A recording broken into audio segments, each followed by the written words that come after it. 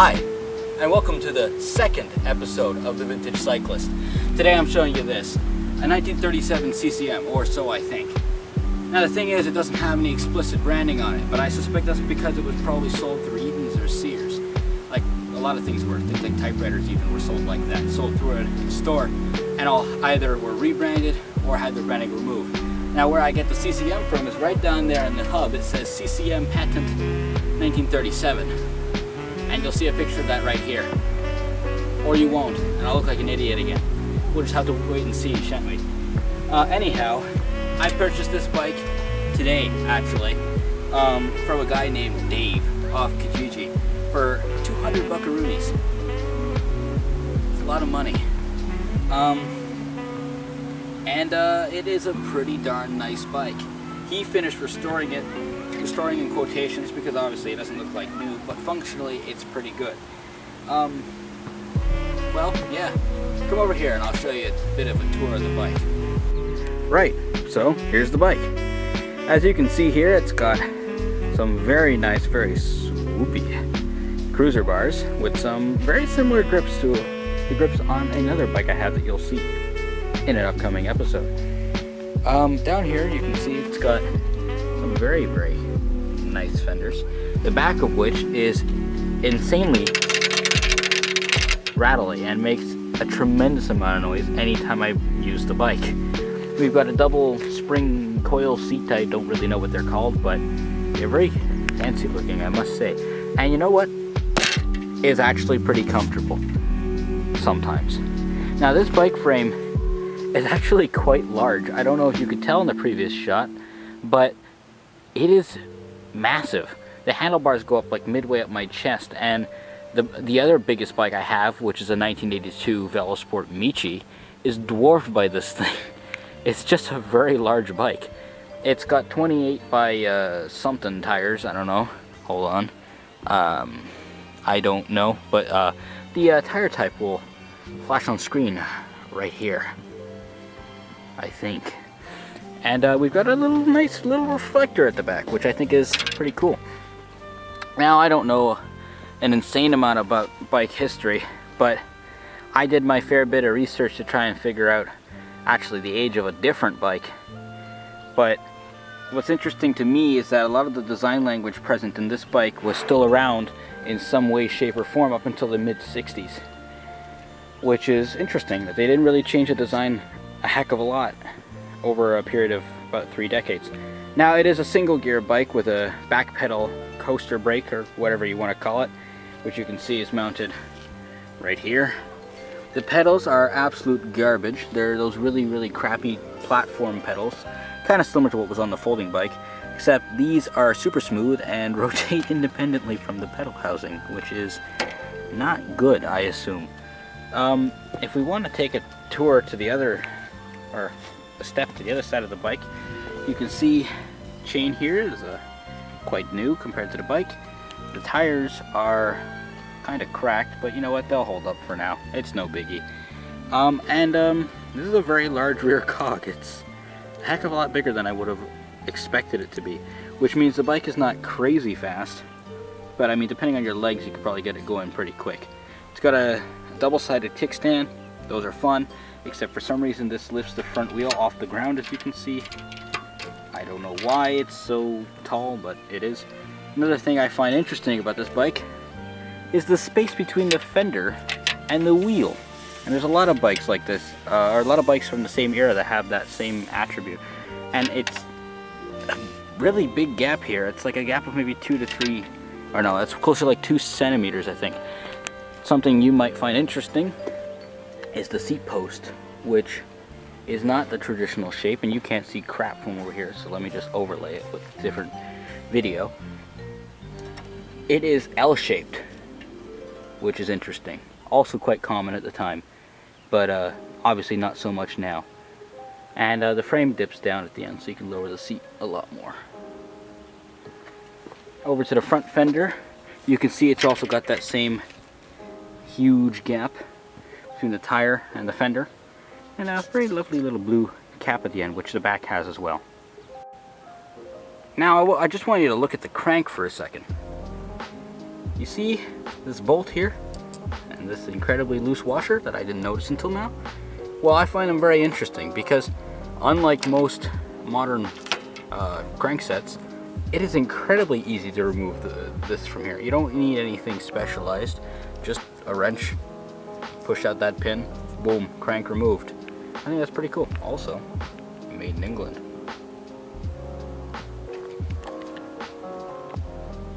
Now the question is, how does the bike ride?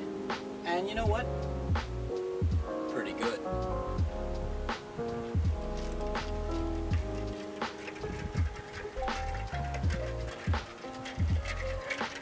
Now, as you can see, it's zippy. I like this bike a lot. And not just because it's old. It's old and fancy looking. This is a bike with a very classy looking presence. Well, it doesn't look like much else you come across, but it's not quite as outlandish looking as the folding bike, which I think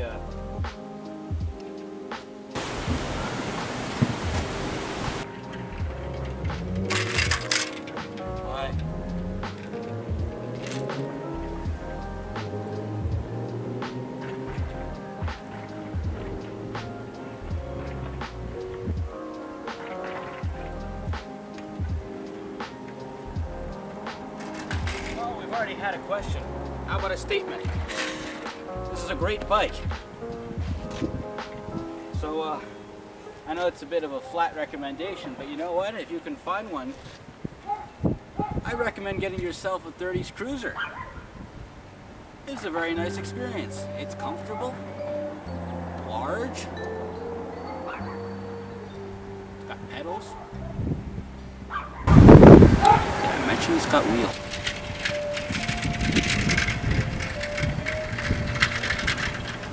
Off-roading, anyone?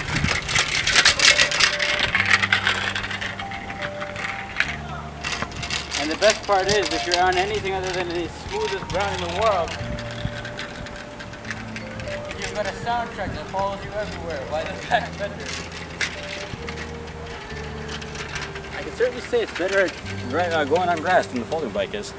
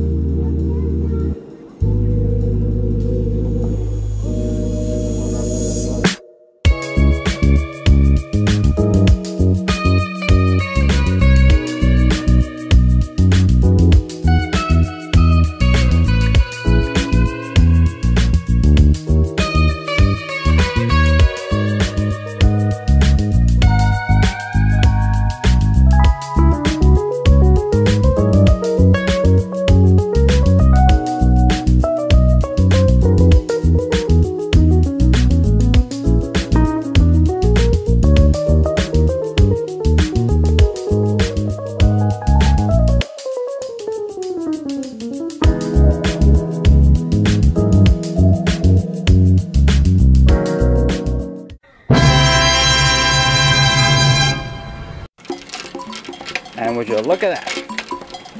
We are riding with a lot of rattling.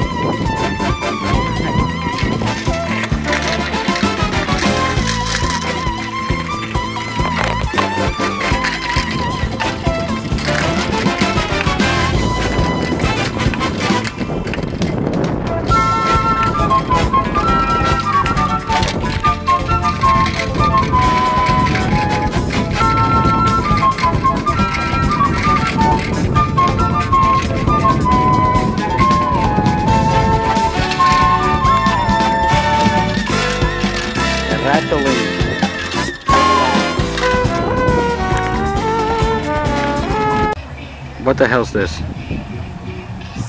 Why is there so many flipping people here? What is this? Am I supposed to do the hill climb? I'm not climbing on the grass. I can't go on the pavement. I'm just gonna get interrupted by a car coming up. Bloody hell. Never mind! Off to a different hill! Maybe!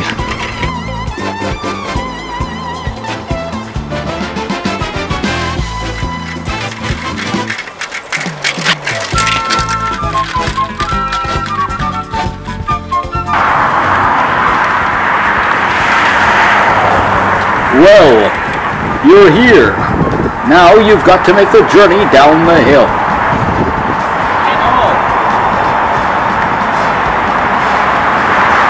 It's rather hot outside. It probably won't be pleasant.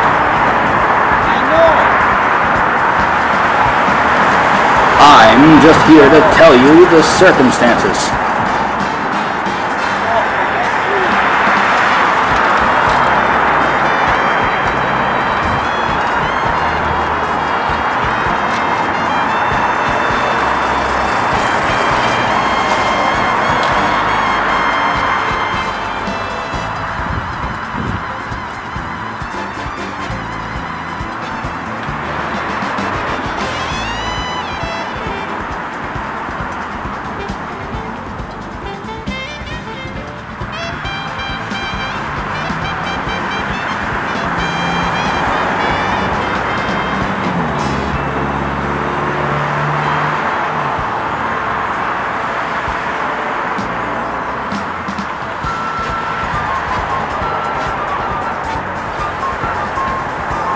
Welcome back.